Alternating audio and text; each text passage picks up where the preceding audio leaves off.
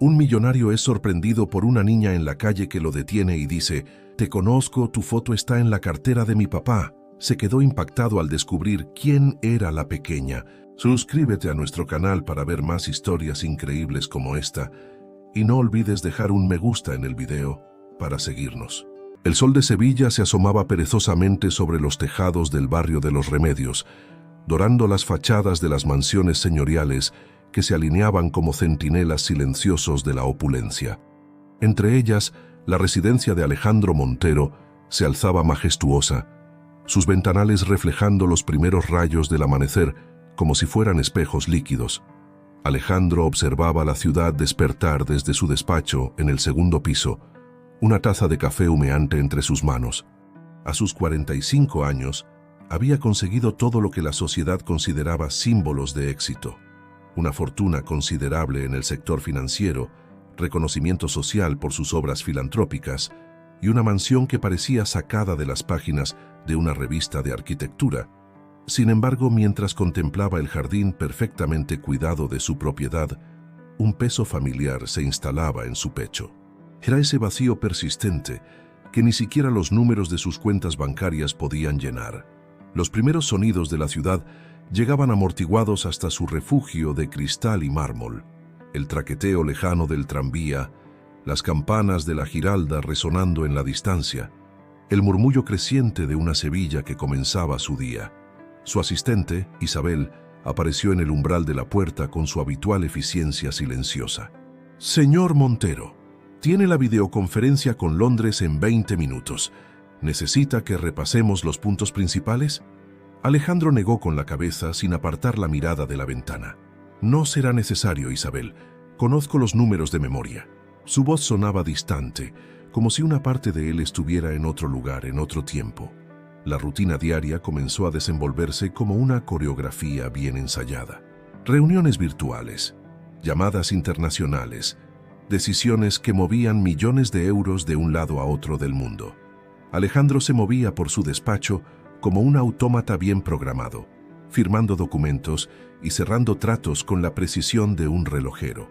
A media mañana, mientras revisaba los últimos informes financieros, sus ojos se detuvieron en una fotografía enmarcada sobre su escritorio. Era la única imagen personal en toda la habitación. Él mismo, más joven, junto a su hermano Rafael, ambos sonriendo frente a la Plaza de España. La imagen había sido tomada hace más de una década, antes de que el abismo se abriera entre ellos, antes de que las apuestas y las malas decisiones de Rafael los separaran. El timbre de su móvil lo arrancó de sus pensamientos. Era Carmen, la directora de su fundación benéfica, recordándole el evento de recaudación de fondos programado para el fin de semana. «Por supuesto, estaré allí», respondió automáticamente, aunque la idea de otro evento social donde tendría que mantener su máscara de filántropo exitoso le resultaba agotadora. Al caer la tarde, cuando el sol teñía el cielo sevillano de tonos naranjas y rosados, Alejandro se encontró solo en su despacho nuevamente. El silencio de la mansión lo envolvía como una manta pesada. Fuera, la vida bullía en las calles de Sevilla, familias paseando por la orilla del Guadalquivir, risas flotando desde las terrazas de los bares, el aroma a azahar y a vida. Decidió que necesitaba escapar de esas cuatro paredes.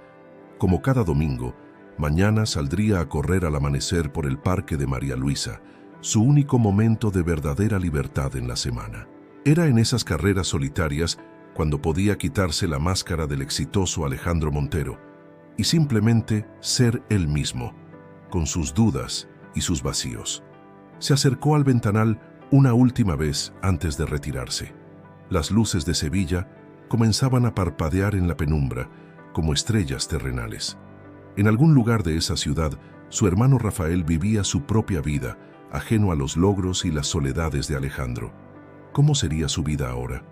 ¿Habría superado sus demonios? ¿Pensaría alguna vez en él? El eco de sus pasos resonó en los pasillos vacíos mientras se dirigía a sus aposentos. Mañana sería otro día, otra oportunidad de mantener la fachada de perfección que había construido tan meticulosamente. Pero por ahora, en la soledad de su mansión, Alejandro Montero, el hombre más envidiado de Sevilla, Se permitió sentir el peso de una vida que, a pesar de todo su éxito, parecía pertenecer a otra persona. El amanecer del domingo llegó con la suavidad característica de la primavera sevillana. Alejandro se preparaba para su ritual dominical, ajustando las zapatillas deportivas mientras observaba las primeras luces del día filtrarse por las persianas entreabiertas. El parque de María Luisa lo esperaba como cada semana, con su promesa de soledad y paz. Las calles estaban prácticamente desiertas cuando comenzó su carrera. El aire fresco de la mañana llevaba consigo el aroma dulce de los naranjos en flor, una fragancia que solo Sevilla podía ofrecer. Sus pasos resonaban rítmicamente sobre el pavimento mientras se adentraba en el parque, dejando atrás las preocupaciones que lo perseguían durante la semana. Los primeros rayos de sol se filtraban entre las ramas de los árboles centenarios, creando patrones de luz y sombra en el suelo. Alejandro mantenía un ritmo constante, permitiendo que su mente vagara libre por primera vez en días. Aquí no era el exitoso financiero, ni el filántropo admirado, era simplemente un hombre más, corriendo en la quietud del amanecer. Fue entonces cuando la vio, una pequeña figura sentada en uno de los bancos cercanos a la fuente principal. Una niña de no más de 7 años, con el pelo recogido en 2 trenzas y un vestido amarillo que parecía brillar bajo la luz matinal. Lo que llamó su atención no fue tanto su presencia inusual a esa hora, sino la expresión de su rostro. Parecía perdida en sus pensamientos, con una seriedad impropia de su edad. Algo en aquella imagen lo hizo reducir el paso.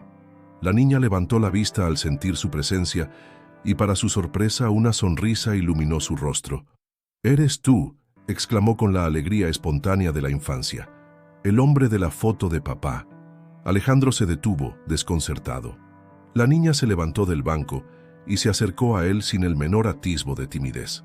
«Me llamo Marina», anunció con la seguridad de quien está convencido de estar frente a un viejo amigo. «Papá tiene una foto tuya en su cartera. Siempre la mira cuando cree que no me doy cuenta». El corazón de Alejandro dio un vuelco. «¿Podría ser...? ¿Cómo se llama tu padre, Marina?», preguntó, aunque algo en su interior ya conocía la respuesta. «¿Rafael?», respondió ella con naturalidad. «Rafael Montero. Vivimos en Triana, cerca del puente. Papá dice que este parque es el mejor lugar para pensar cuando tienes problemas». Las palabras de la pequeña resonaron en sus oídos como un eco lejano. Rafael, su hermano. Después de tantos años, el destino había decidido jugarle esta carta inesperada en forma de una sobrina que ni siquiera sabía que existía. Marina continuó hablando, ajena al torbellino de emociones que había desatado en su tío. Le contó sobre su colegio en Triana, sobre cómo su padre trabajaba como profesor de música en un centro cultural, sobre las tardes que pasaban junto al Guadalquivir viendo pasar los barcos. «¿Por qué nunca vienes a visitarnos?», preguntó de repente, con esa brutal honestidad propia de los niños. «Papá dice que eres muy importante y estás muy ocupado, pero yo creo que también estás muy solo. Se te nota en los ojos como a papá cuando mira tu foto». La observación lo golpeó con la fuerza de una verdad largo tiempo negada. Antes de que pudiera responder, una voz masculina resonó en la distancia, llamando a Marina.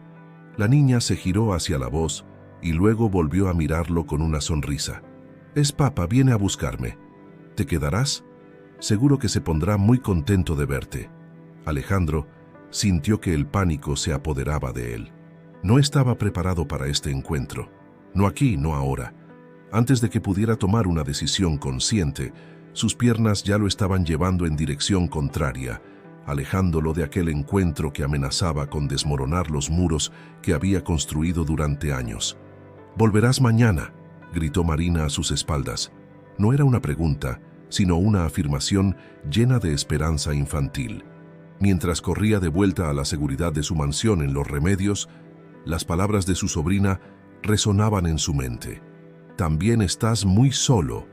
La verdad de esa observación lo persiguió durante todo el camino, junto con la imagen de aquella niña que, sin saberlo, acababa de abrir una grieta en la perfecta fachada de su vida. La mansión de Los Remedios nunca le había parecido tan vacía a Alejandro como aquella noche después del encuentro en el parque.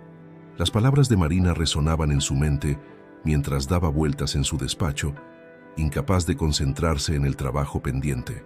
El rostro de la pequeña, tan parecido al de su madre, había despertado recuerdos que creía enterrados en el pasado. Se acercó a un antiguo armario de caoba y extrajo una caja de terciopelo azul que llevaba años sin abrir. Dentro, fotografías amarillentas contaban la historia de dos hermanos que una vez fueron inseparables. Imágenes de Alejandro y Rafael en la feria de abril, vestidos con trajes de flamenco, tardes de verano en la Plaza de España, celebraciones familiares en patios sevillanos llenos de geranios y risas. El timbre de su móvil interrumpió sus pensamientos. Era Lucía Mendoza, la abogada del Centro Comunitario de Triana donde, según Marina, Rafael daba clases de música. Alejandro había conocido a Lucía en varios eventos benéficos, aunque siempre manteniendo una distancia profesional. Señor Montero, su voz sonaba diferente por teléfono, más cálida. Perdone que lo moleste un domingo por la noche, pero acabo de enterarme de algo que podría interesarle. Se trata de su hermano Rafael. El corazón de Alejandro dio un vuelco. ¿Le ha pasado algo? No, no se preocupe. En realidad quería hablarle de su trabajo en el centro. Ha estado haciendo una labor extraordinaria con los niños del barrio, enseñándoles música y... Hizo una pausa. Señor Montero, sé que no es mi lugar meterme en asuntos familiares, pero Rafael ha cambiado mucho en estos años. Lleva 5 años sobrio y ha reconstruido su vida completamente. Alejandro se dejó caer en su sillón de cuero, abrumado por la información. 5 años. El mismo tiempo que llevaba Marina en este mundo. ¿Por qué me cuenta esto, señorita Mendoza? Porque el centro está en riesgo de cerrar por falta de fondos, y sé que su fundación podría ayudar. Pero más que eso, su voz se suavizó. Porque he visto cómo Rafael mira su foto cada vez que abre su cartera. Hay heridas que solo el tiempo y el perdón pueden sanar. La conversación con Lucía se extendió durante más de 1 hora. Le habló del programa de música que Rafael había creado, de cómo transformaba las vidas de niños de familias humildes a través del arte, de su dedicación como padre soltero. Cada palabra era como una pieza de un rompecabezas que Alejandro no sabía que necesitaba completar. Esa noche, mientras contemplaba las luces de Sevilla desde su terraza, Alejandro recordó el último encuentro con su hermano, hacía 8 años, en ese mismo despacho. Las palabras hirientes, las acusaciones, el sonido de la puerta al cerrarse. Había estado tan seguro de hacer lo correcto al alejarse, convencido de que el vicio de Rafael en las apuestas solo podría empeorar. El aroma a azahar que flotaba en el aire nocturno le trajo otro recuerdo. Su madre sentada en el patio de su antigua casa en Santa Cruz, diciéndole que el orgullo era el peor consejero para el corazón. En Sevilla, solía decir, hasta las piedras más duras se suavizan con el tiempo y el sol. Tomó su tablet y comenzó a investigar sobre el Centro Comunitario de Triana. Las fotos en su página web mostraban a Rafael rodeado de niños con instrumentos musicales, su sonrisa idéntica a la que Alejandro recordaba de su juventud. En una de las imágenes, Marina sostenía un violín pequeño, su rostro radiante de orgullo. El amanecer lo encontró todavía despierto, rodeado de documentos antiguos de la familia que había estado revisando toda la noche. Entre ellos descubrió algo que lo dejó sin aliento. El testamento de su abuelo, Antonio Montero, contenía una carta sellada que nunca había abierto. Las palabras escritas a mano en el sobre amarillento rezaban: para ser abierta cuando la familia necesite recordar su verdadero legado. Con manos temblorosas, Alejandro sostuvo el sobre contra la luz del amanecer. Quizás era el momento de descubrir qué secretos guardaba su familia, qué lecciones del pasado podrían iluminar el camino hacia el futuro. Pero algo lo detuvo. Esta no era una decisión que debiera tomar solo. Si iba a abrir las puertas del pasado, necesitaría el valor para abrir también las del presente. La mañana siguiente amaneció con esa claridad única de Sevilla, el sol filtrándose entre los edificios históricos como si quisiera recordarle a la ciudad su propia grandeza. Alejandro había tomado una decisión. Visitaría el Centro Comunitario de Triana, no como el empresario exitoso o el filántropo reconocido, sino como el hermano que una vez fue. El centro estaba ubicado en un antiguo edificio restaurado cerca del puente de Triana, sus paredes de ladrillo visto contrastando con el azul intenso del cielo sevillano.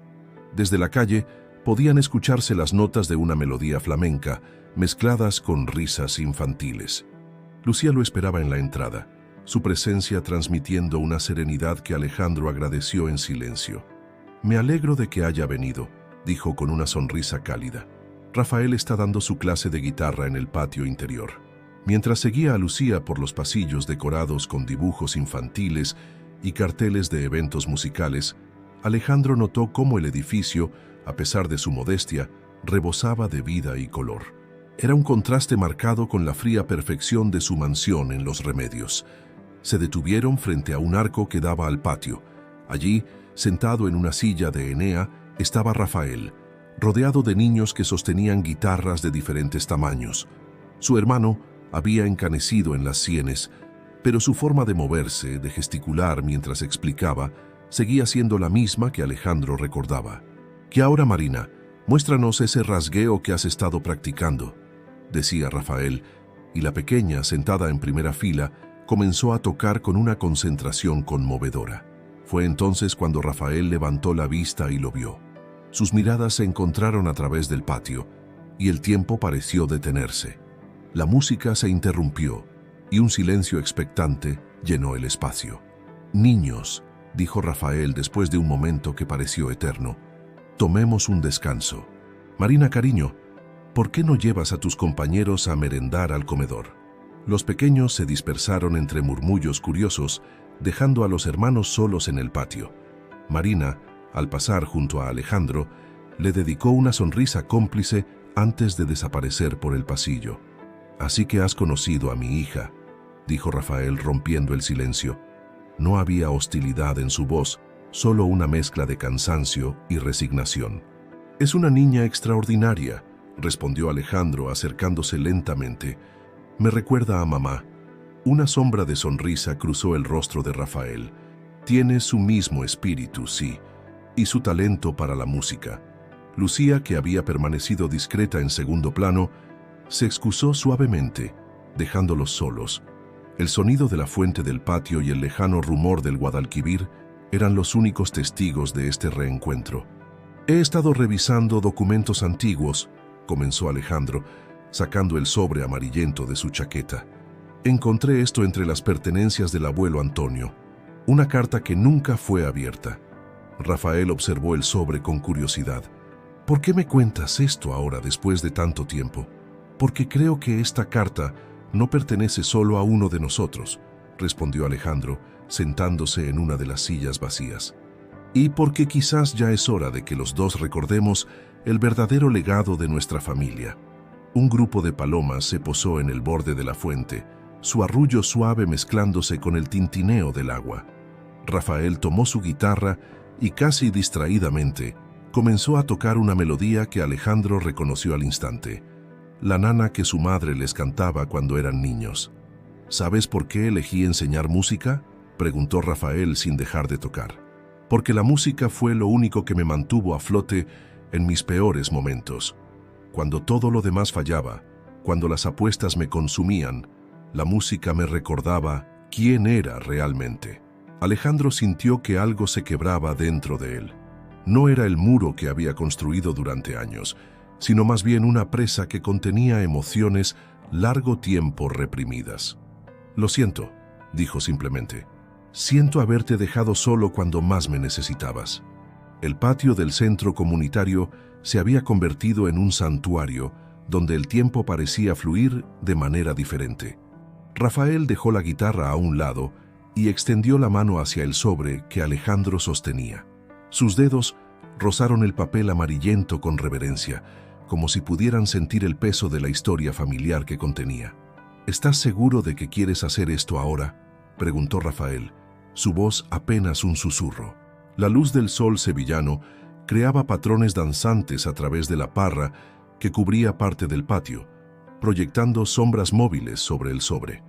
Lucía apareció discretamente con una bandeja de té de azahar y pastas tradicionales sevillanas. «Pensé que podrían necesitar algo mientras conversan», dijo con una sonrisa cálida antes de retirarse nuevamente, dejando tras de sí el aroma reconfortante del té y los dulces. Los hermanos se miraron, y en ese momento ambos supieron que estaban listos. Con cuidado, Alejandro abrió el sobre, procurando no dañar el papel envejecido. Dentro encontraron varias páginas escritas a mano. La caligrafía elegante y firme de su abuelo Antonio llenaba cada hoja. «Queridos nietos», comenzó a leer Alejandro en voz alta, «si estáis leyendo esta carta es porque habéis encontrado el momento adecuado para conocer la verdadera historia de nuestra familia». Las palabras del abuelo Antonio revelaban una historia que ninguno de los hermanos conocía. Durante los años difíciles de la posguerra en Sevilla, Antonio Montero había formado parte de una red secreta de comerciantes y artistas que ayudaban a familias necesitadas. Utilizando su pequeña tienda de ultramarinos en la calle Sierpes como fachada, había creado un sistema de apoyo comunitario que salvó a decenas de familias de la miseria. «La verdadera riqueza», escribía Antonio, «no está en el oro que guardamos, sino en las manos que tendemos a los demás». Los Monteros siempre hemos entendido que el privilegio conlleva responsabilidad, que la fortuna sin propósito es como una guitarra sin cuerdas. Puede ser hermosa, pero no produce música. Mientras leían, las sombras en el patio se fueron alargando y el rumor de la ciudad parecía haberse desvanecido, dejándolos solos con las palabras de su abuelo.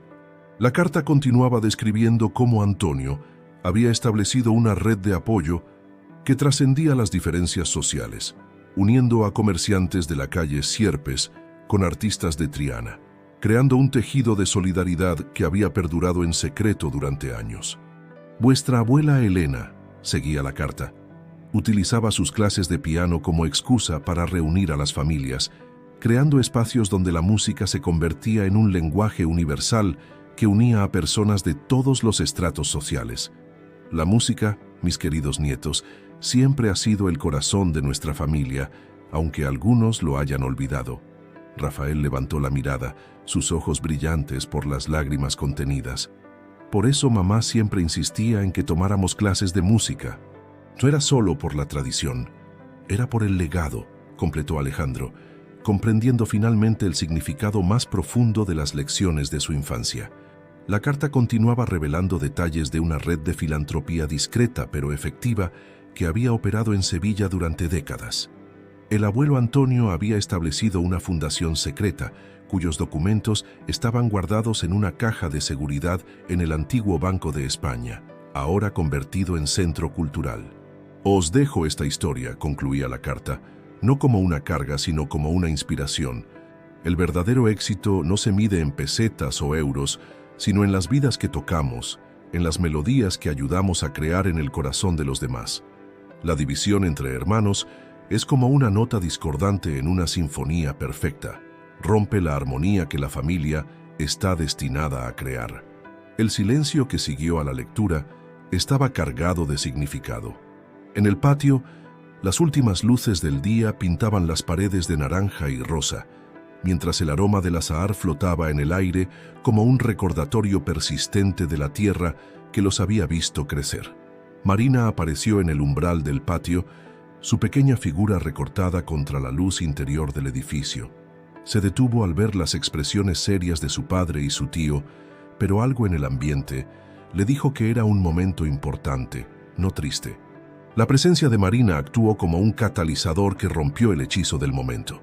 La niña se acercó con la naturalidad que solo los niños poseen, sentándose entre su padre y su tío recién recuperado. «¿Estáis leyendo una historia?», preguntó, sus ojos brillantes de curiosidad mientras miraba las páginas amarillentas sobre la mesa. Rafael sonrió, pasando un brazo por los hombros de su hija. «Sí, mi amor, la historia de nuestro abuelo Antonio, tu bisabuelo. Era un hombre muy especial que ayudaba a la gente a través de la música, como hacemos nosotros aquí». Lucía, que había estado observando discretamente desde la distancia, se acercó con una propuesta que cambiaría el curso de los acontecimientos. «Señores Montero, perdonen que me entrometa, pero después de escuchar parte de esta historia, creo que tengo una idea que podría interesarles».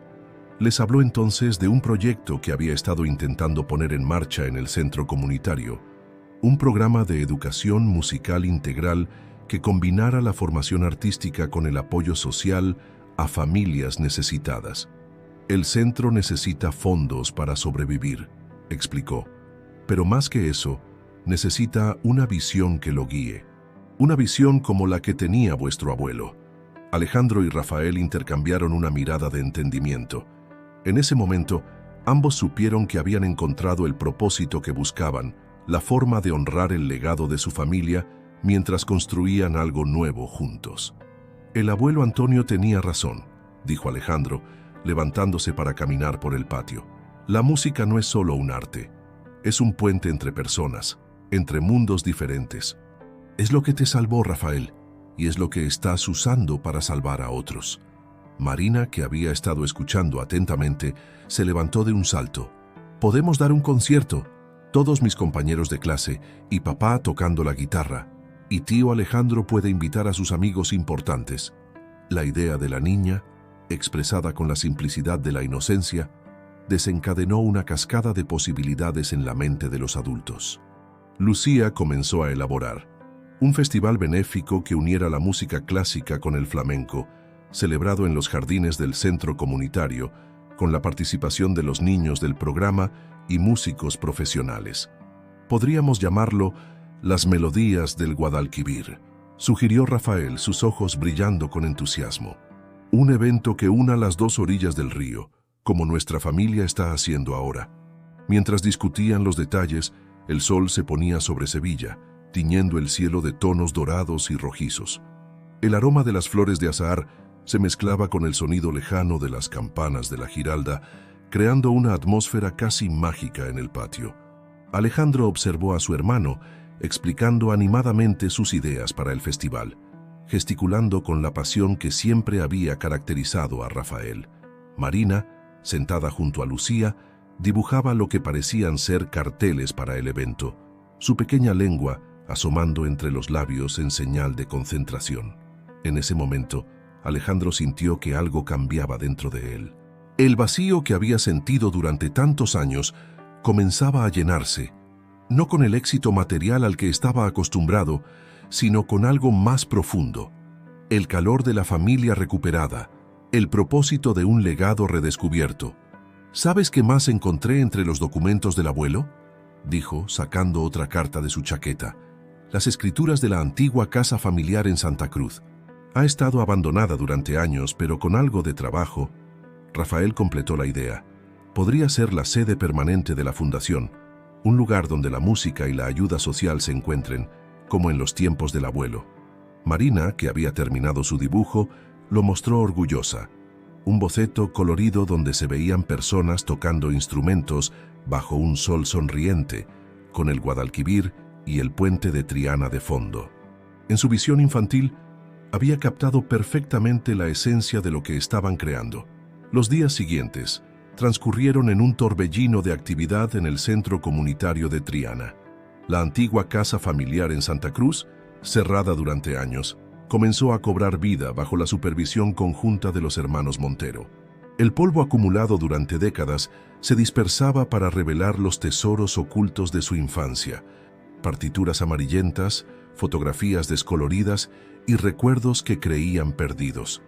Lucía se había convertido en una pieza fundamental del proyecto, coordinando los aspectos legales de la nueva fundación mientras ayudaba a organizar el festival. Su eficiencia solo era superada por su pasión por el proyecto, y Alejandro se encontraba cada vez más cautivado por su forma de ver el mundo. ¿Sabías que tu abuelo solía organizar conciertos clandestinos en este mismo patio?, comentó Lucía una tarde, mientras revisaban documentos en la casa de Santa Cruz. Los vecinos mayores del barrio aún lo recuerdan. Dicen que la música se filtraba por las ventanas como el perfume de los naranjos.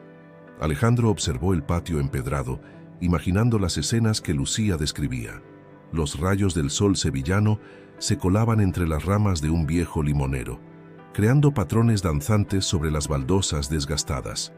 Es increíble cómo la música puede transformar un espacio, ¿verdad? Cómo está transformando tu vida, respondió ella con una sonrisa suave, sus ojos encontrándose con los de él en un momento de entendimiento mutuo. En el centro comunitario, Rafael había comenzado a preparar a sus alumnos para el festival. Marina, convertida en la mascota no oficial del evento, revoloteaba entre los ensayos con una energía contagiosa, ayudando a los más pequeños con sus instrumentos y repartiendo partituras con la solemnidad de una directora de orquesta en miniatura.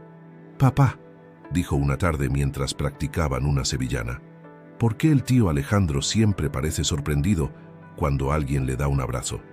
La pregunta, hecha con la inocencia característica de Marina, golpeó a Rafael con la fuerza de una revelación. Su hermano, el exitoso empresario, el filántropo respetado, seguía siendo aquel niño que había aprendido a esconder sus emociones tras una fachada de perfección. La preparación del Festival Melodías del Guadalquivir avanzaba a buen ritmo. Alejandro había movilizado sus contactos en el mundo empresarial sevillano, sorprendiéndose al descubrir cuántos estaban dispuestos a apoyar la causa una vez que conocían la historia detrás del proyecto. La antigua red de solidaridad del abuelo Antonio parecía renacer en una nueva forma. Una tarde, mientras supervisaban la restauración del patio de la casa de Santa Cruz, Lucía encontró algo interesante oculto tras una antigua celosía, un diario perteneciente a la abuela Elena. Sus páginas, escritas con una caligrafía delicada, revelaban más detalles sobre la red de apoyo que sus abuelos habían creado. «La música es nuestro código secreto», leyó Lucía en voz alta. «Cada nota es un mensaje de esperanza, cada melodía una promesa de que los tiempos mejores son posibles. Tu abuela era una poeta, Alejandro». «Era mucho más que eso», respondió él, recordando fragmentos de su infancia. «Era el corazón de la familia, la que mantenía viva la música en casa incluso en los momentos más difíciles». Mientras trabajaban en la restauración, Alejandro comenzó a notar cambios sutiles en sí mismo. Las llamadas de negocios que antes ocupaban cada minuto de su día fueron cediendo espacio a conversaciones con su hermano sobre el programa musical, a momentos compartidos con Marina mientras ella practicaba el violín, a largas charlas con Lucía sobre el futuro de la fundación. Una noche, después de un largo día de preparativos, Alejandro se quedó solo en el patio de la casa familiar. El sonido de las campanas de la Giralda llegaba suavemente, mezclándose con el murmullo de la ciudad. Sacó su teléfono y por primera vez en años canceló todas sus reuniones de la semana siguiente. Había algo más importante que requería su atención: aprender a tocar nuevamente el piano que acababan de descubrir en una de las habitaciones de la casa. La noticia de que Alejandro Montero, el reconocido empresario, había decidido tomar clases de piano nuevamente, se extendió rápidamente por los círculos sociales de Sevilla. Lo que pocos sabían era que su profesor no era otro que su hermano Rafael, y que las lecciones tenían lugar en la antigua casa familiar de Santa Cruz, ahora en plena restauración. «Tienes los dedos oxidados», bromeaba Rafael durante una de las sesiones, mientras Alejandro luchaba con una pieza que solía tocar en su juventud. Pero el corazón todavía recuerda la música. Marina, que se había autoproclamado asistente de profesor, observaba las lecciones con atención crítica desde un rincón del salón. «Tío Alejandro», interrumpió una vez, «abuela Elena decía que hay que sentir la música aquí», dijo señalando su pecho. «No aquí», añadió tocando su cabeza. Lucía, que pasaba cada vez más tiempo en la casa ayudando con los preparativos del festival, encontró a Alejandro practicando solo una noche. La luz de las farolas se filtraba por los ventanales, creando un ambiente casi mágico en el salón. «No sabía que seguías aquí», dijo él, deteniendo sus manos sobre las teclas. «Me gusta escucharte tocar», respondió ella, acercándose al piano. «Cada día suena menos a ejercicio y más a música verdadera». El comentario, simple pero certero, resumía perfectamente la transformación que estaba experimentando Alejandro. No era solo su forma de tocar el piano lo que estaba cambiando, era su manera de ver la vida, de relacionarse con los demás, de entender el legado de su familia. Los ensayos para el festival avanzaban y el patio de la casa de Santa Cruz se llenaba cada tarde con las notas mezcladas de violines, guitarras y voces infantiles. Rafael había organizado un programa que combinaba música clásica con flamenco, creando un puente entre diferentes mundos musicales, tal como su abuelo Antonio había hecho décadas atrás. Una tarde, mientras supervisaban un ensayo, Lucía encontró a Alejandro absorto en sus pensamientos. «¿En qué piensas?», preguntó, sentándose a su lado en un banco del patio. «En cómo la vida da vueltas», respondió él, observando a Marina ayudar a una niña más pequeña con su violín. «Durante años creí que el éxito se medía en números en una cuenta bancaria, en títulos y reconocimientos. Pero aquí estoy, aprendiendo más de una niña de 7 años que de todos mis años en el mundo financiero». Lucía sonrió, su mano encontrando discretamente la de él. «A veces necesitamos perder el ritmo para encontrar la melodía correcta». La frase quedó flotando en el aire mientras el sol de la tarde bañaba el patio con su luz dorada. En un rincón, Rafael ensayaba una seguidilla con un grupo de estudiantes, su voz mezclándose con el sonido de las guitarras. Marina, que había terminado de ayudar a su compañera, se acercó corriendo a donde estaban Alejandro y Lucía. «Tío», exclamó con excitement, «se me ha ocurrido una idea para el final del concierto. ¿Y si tocamos todos juntos la nana de la abuela Elena?» Papá dice que era su forma de decir «te quiero» cuando las palabras no eran suficientes. La sugerencia de Marina provocó un momento de silencio emotivo. Alejandro recordó las noches de su infancia, cuando su madre tocaba esa misma nana en el piano que ahora estaban restaurando. Era una melodía simple pero profundamente conmovedora, que había sobrevivido en la memoria de la familia como un testimonio de amor y esperanza. «Es una idea perfecta», respondió finalmente, su voz ligeramente quebrada por la emoción. «Pero con una condición. Tú serás quien dirija esa parte del concierto». Los ojos de Marina se iluminaron con la responsabilidad otorgada y salió corriendo para contarle a su padre la noticia.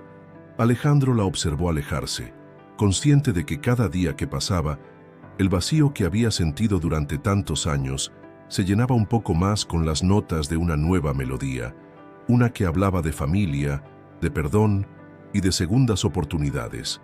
La semana previa al festival Melodías del Guadalquivir transformó la antigua casa de Santa Cruz en un hervidero de actividad. El aroma a jazmín y azahar se mezclaba con el sonido de instrumentos afinándose y voces ensayando. Los patios, recién restaurados, brillaban bajo el sol sevillano, las macetas de geranios y gitanillas añadiendo pinceladas de color a las paredes encaladas. Alejandro observaba los preparativos desde el balcón del segundo piso, su mirada alternando entre los músicos que ensayaban en el patio y el cielo azul intenso de Sevilla. Su teléfono vibró. Era un mensaje de Isabel, su asistente, recordándole la última reunión de la junta directiva de su empresa. Por primera vez en su vida profesional, la respondió con una negativa. «No podré asistir», escribió. «Hay asuntos familiares más importantes que requieren mi atención». Lucía apareció a su lado, sosteniendo una carpeta llena de documentos. «Los permisos del ayuntamiento están listos», anunció con una sonrisa, «y las invitaciones para el festival han tenido una respuesta increíble. Parece que toda Sevilla quiere ser parte de esto». «Es como si la ciudad recordara», respondió Alejandro, su mano encontrando la de ella casi instintivamente. «Como si los secretos del abuelo Antonio hubieran estado dormidos en estas calles, esperando el momento adecuado para despertar».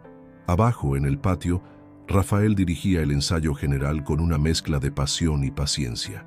Marina, tomando su papel de directora asistente con toda seriedad, caminaba entre los músicos, repartiendo partituras y agua, asegurándose de que todos estuvieran cómodos. «Papá», llamó Marina durante un descanso, «¿podemos mostrarle al tío Alejandro la sorpresa que hemos preparado?» Rafael sonrió, intercambiando una mirada cómplice con su hija. «Creo que todavía no está lista, cariño. Además, algunas sorpresas son mejores cuando se guardan hasta el final». La restauración de la casa había revelado más secretos de su historia familiar. En un pequeño desván habían encontrado cajas llenas de cartas y fotografías que documentaban la red de ayuda creada por sus abuelos. Cada imagen, cada palabra escrita era un testimonio de cómo la música había sido el lenguaje secreto que unía a personas de todos los estratos sociales en tiempos difíciles. Lucía había pasado horas organizando este material, creando una exposición que se presentaría durante el festival. Es importante que la gente entienda que esto no es solo un concierto, explicó mientras acomodaba las fotografías en paneles. Es la continuación de una historia de solidaridad que comenzó hace décadas. La tarde anterior al festival, Alejandro encontró a Rafael solo en el salón del piano, tocando suavemente la nana de su madre. Se sentó junto a él en el banco, y por primera vez en años, los hermanos tocaron juntos, sus manos moviéndose sobre las teclas en perfecta armonía. ¿Recuerdas cuando mamá nos hacía tocar en los festivales de Navidad?, preguntó Rafael, sus dedos aún acariciando las teclas. Siempre decía que la música era el mejor regalo que podíamos dar, respondió Alejandro. Ahora entiendo que no se refería solo a las notas. El sonido de risas infantiles interrumpió el momento. Marina y sus compañeros del coro habían terminado su último ensayo y corrían por el patio, sus voces mezclándose con el canto de los pájaros que anidaban en los naranjos.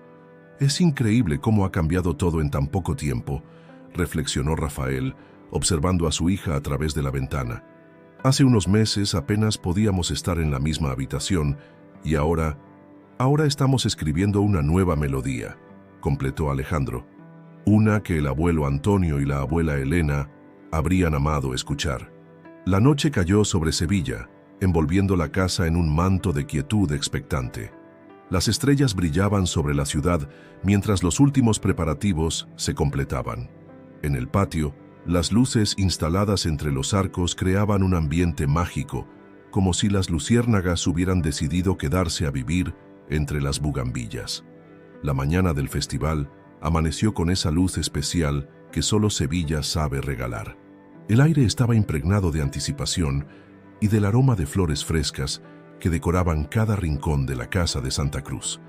Los primeros rayos de sol se filtraban entre los arcos del patio, iluminando las sillas dispuestas en semicírculo frente al área designada para los músicos. Marina fue la primera en llegar, vestida con un precioso traje de flamenca en tonos azules que Lucía había elegido especialmente para ella. «Tío Alejandro», llamó al ver a su tío ajustando las partituras en el atril del piano. «¿Estás nervioso?» «Yo no estoy nerviosa. Bueno, quizás un poquito». Alejandro sonrió, reconociendo en su sobrina la misma energía nerviosa que él sentía burbujear en su interior. Los invitados comenzarían a llegar en pocas horas, y con ellos la culminación de semanas de preparación y años de historias familiares entrelazadas. Lucía apareció con una carpeta de programas recién impresos. Se había puesto un vestido verde oliva que hacía juego con sus ojos, y por un momento Alejandro se quedó sin palabras.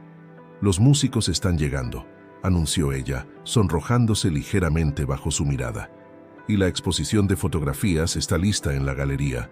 Rafael llegó poco después, trayendo consigo a los estudiantes del centro comunitario, todos vestidos con sus mejores galas. Los niños miraban asombrados la transformación del patio, donde las guirnaldas de luces se entrelazaban con ramas de naranjo y jazmín. A media mañana, el patio comenzó a llenarse de invitados. Empresarios de Sevilla se mezclaban con vecinos de Triana, familias del centro comunitario conversaban con periodistas locales, y el espíritu de unión que el abuelo Antonio había fomentado décadas atrás parecía renacer en cada rincón. El festival comenzó con Rafael y sus estudiantes interpretando una serie de sevillanas tradicionales. Las notas de las guitarras se elevaban hacia el cielo sevillano, mientras los más pequeños marcaban el compás con precisión ensayada. Marina, en primera fila, sonreía con orgullo cada vez que su padre la miraba. Luego vino la parte clásica del programa, donde Alejandro se sentó al piano para interpretar piezas que no había tocado en público desde su juventud. Sus dedos encontraron las teclas con una seguridad que lo sorprendió, como si la música hubiera estado esperando pacientemente en su interior todo este tiempo. Entre actuación y actuación, los invitados recorrían la exposición de fotografías y documentos familiares. Lucía había creado paneles que contaban la historia de la red de solidaridad del abuelo Antonio, conectando el pasado con el presente a través de imágenes y cartas cuidadosamente preservadas. «Es como si el abuelo hubiera sabido que este día llegaría», comentó Rafael durante un descanso, mientras observaban a los invitados examinar las fotografías. «Como si hubiera dejado todas estas pistas para que las encontráramos cuando estuviéramos listos». El momento culminante del festival se acercaba. Marina se colocó en el centro del patio, lista para dirigir la pieza final, La nana de la abuela Elena, arreglada para ser interpretada por todo el conjunto. La pequeña alzó sus brazos con una gracia natural que arrancó sonrisas tiernas entre el público. Alejandro, sentado al piano, intercambió una mirada con su hermano que sostenía su guitarra. Lucía, desde primera fila, asintió con encouragement. El patio entero contenía la respiración, esperando el momento en que la música comenzara. Y cuando Marina bajó sus brazos para dar la entrada, algo mágico sucedió. Las notas de la nana, esa melodía que había arrullado a generaciones de la familia Montero, se elevaron en el aire sevillano como una oración de agradecimiento, una celebración de reencuentros y segundas oportunidades. Las últimas notas de la nana de la abuela Elena se desvanecieron en el aire cálido de Sevilla, dejando tras de sí un silencio cargado de emoción. Por un momento, nadie en el patio se atrevió a respirar, como si temieran romper el hechizo que la música había creado. Marina permanecía de pie en el centro, sus pequeños brazos aún elevados, mientras una lágrima solitaria rodaba por su mejilla. Fue entonces cuando ocurrió algo inesperado. Una anciana del público se levantó lentamente de su silla. Su rostro surcado por años de vivencias mostraba una emoción contenida. «Yo conocí a Elena», dijo con voz temblorosa pero clara. «Ella me enseñó a tocar el piano en este mismo patio, cuando mi familia no podía permitirse las clases. Esta nana la tocaba para todos los niños del barrio». Sus palabras desencadenaron una cascada de recuerdos compartidos. Otros asistentes comenzaron a levantarse, compartiendo sus propias historias sobre Antonio y Elena Montero. Un anciano recordó cómo el abuelo Antonio había ayudado a su familia con alimentos durante los años difíciles. Una mujer de mediana edad contó cómo su madre había sido parte del coro secreto que Elena organizaba. Alejandro y Rafael escuchaban cada testimonio con una mezcla de asombro y orgullo. El legado de sus abuelos era más profundo y significativo de lo que habían imaginado. No se trataba solo de música o de ayuda material, habían creado una red de esperanza que había sostenido a toda una comunidad. Lucía, que había estado documentando cada momento del festival, se acercó a los hermanos con una sorpresa adicional. «Mientras organizaba la exposición encontré esto», dijo, mostrándoles una vieja partitura manuscrita. «Es una composición original de vuestra abuela Elena. Nunca fue interpretada en público». La partitura, amarillenta por el tiempo pero perfectamente legible, llevaba por título Sinfonía del Reencuentro. En la esquina superior, con la delicada caligrafía de su abuela, había una dedicatoria. «Para mis nietos cuando encuentren el camino de vuelta a casa». Marina, que se había acercado sigilosamente, observaba la partitura con curiosidad. «¿Podemos tocarla ahora?», preguntó, sus ojos brillando con entusiasmo. «Será como un regalo de la abuela Elena». Rafael y Alejandro intercambiaron una mirada de entendimiento. Sin necesidad de palabras, ambos sabían que este era el momento perfecto. La composición era un dueto para piano y guitarra, como si Elena hubiera previsto que algún día sus nietos necesitarían algo que los uniera nuevamente. Mientras los hermanos se preparaban para interpretar la pieza, el sol de la tarde bañaba el patio en tonos dorados, creando un ambiente casi mágico. Los invitados volvieron a sus asientos, anticipando otro momento especial. Marina se sentó en primera fila, entre Lucía y sus compañeros del centro comunitario, su pequeño rostro resplandeciente de emoción. Las primeras notas de la Sinfonía del Reencuentro comenzaron a fluir, mezclando elementos de música clásica con ritmos andaluces. Era una composición que hablaba de pérdida y reencuentro, de lazos familiares que persistían a pesar del tiempo y la distancia. La guitarra de Rafael y el piano de Alejandro se entrelazaban en una conversación musical que parecía contar la historia de su propia reconciliación. A medida que la música llenaba el patio, Algo extraordinario comenzó a suceder. Los rayos del sol, filtrándose entre los arcos y las ramas de los naranjos, creaban patrones de luz que danzaban sobre las paredes encaladas. El aroma del azahar parecía intensificarse, y una suave brisa agitaba las flores en sus macetas, como si la propia Sevilla quisiera ser parte de este momento. El éxito del festival, Melodías del Guadalquivir, superó todas las expectativas. La prensa local lo describió como un renacimiento cultural en el corazón de Sevilla, pero para la familia Montero significaba mucho más que un evento exitoso. Era la culminación de un viaje de redescubrimiento y sanación que había comenzado con el encuentro casual de una niña en el parque de María Luisa. En las semanas siguientes, la antigua casa familiar de Santa Cruz se transformó oficialmente en la sede de la Fundación Montero para las Artes y la Solidaridad. El sueño del abuelo Antonio y la abuela Elena encontraba una nueva forma de expresión en el siglo XXI, adaptándose a los tiempos, pero manteniendo su esencia original. Alejandro, sentado en su antiguo despacho en Los Remedios, contemplaba la ciudad mientras tomaba una decisión que había estado madurando durante semanas. Con determinación, comenzó a redactar un correo electrónico a su junta directiva. Reorganizaría su empresa para dedicar más tiempo a la fundación. El vacío que una vez sintió había sido reemplazado por un propósito que ningún éxito financiero podría igualar. En el centro comunitario de Triana, Rafael continuaba con sus clases de música, pero ahora con recursos renovados y un programa expandido. Los ecos del festival habían atraído a más estudiantes, y el sonido de instrumentos y voces jóvenes llenaba los pasillos desde la mañana hasta el atardecer. Marina, convertida en la alegría tanto del centro como de la fundación, florecía en su papel de embajadora no oficial entre ambos mundos.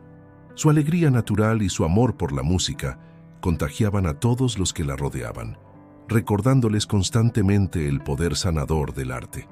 Una tarde de primavera, mientras el sol comenzaba a ponerse sobre el Guadalquivir, Alejandro y Lucía paseaban por los jardines de la fundación. Su relación había florecido naturalmente, como las bugambillas que trepaban por las paredes del patio. ¿Sabes qué es lo más hermoso de todo esto?, reflexionó Lucía, mientras observaban a un grupo de niños practicando en el patio. Que la historia no termina aquí. Es solo el comienzo de un nuevo capítulo. Alejandro asintió, comprendiendo la profundidad de sus palabras. La música que una vez había unido a sus abuelos con la comunidad, que había sanado la brecha entre él y Rafael, que había traído el amor a su vida a través de Lucía, continuaría resonando en las generaciones futuras. En el centro del patio, Marina ensayaba con su violín la nana de la abuela Elena, añadiendo sus propias variaciones a la melodía familiar. Rafael, que la observaba con orgullo, había comenzado a componer nuevas piezas, inspirado por el legado musical de su familia. La Fundación Montero se convirtió en un símbolo de cómo el arte y la solidaridad podían transformar vidas. Los programas se expandieron más allá de la música, incluyendo todas las formas de expresión artística, siempre manteniendo el espíritu de inclusión y apoyo mutuo que Antonio y Elena habían sembrado décadas atrás. El tiempo pasaba y las estaciones se sucedían en Sevilla, cada una trayendo sus propios colores y melodías a la casa de Santa Cruz. Los naranjos del patio florecían y daban fruto, las golondrinas regresaban cada primavera, y la música continuaba fluyendo como el propio Guadalquivir, constante y renovadora. Una nueva tradición se estableció. Cada año, en el aniversario del primer festival, la familia Montero y la comunidad se reunían para interpretar la Sinfonía del Reencuentro. La composición de la abuela Elena se había convertido en un símbolo de cómo el amor, la música y la familia podían trascender el tiempo y las circunstancias. Y así, en las cálidas noches sevillanas, cuando el jazmín perfumaba el aire y las estrellas brillaban sobre la ciudad antigua, la melodía de los Montero continuaba su viaje a través de generaciones, recordando a todos que la verdadera riqueza no se mide en números, sino en las vidas que tocamos y en las historias que compartimos. Marina, sentada junto a sus tíos en el piano, sonreía mientras sus dedos encontraban las notas de una nueva canción que estaba componiendo. ¿Sabéis qué?, dijo con la sabiduría inocente de la niñez. Creo que la abuela Elena y el abuelo Antonio están escuchando. Y creo que están sonriendo. En el corazón de Sevilla, la música seguía siendo el lenguaje del amor, la reconciliación y la esperanza, una melodía que continuaría resonando en los patios y calles de la ciudad por muchas generaciones más.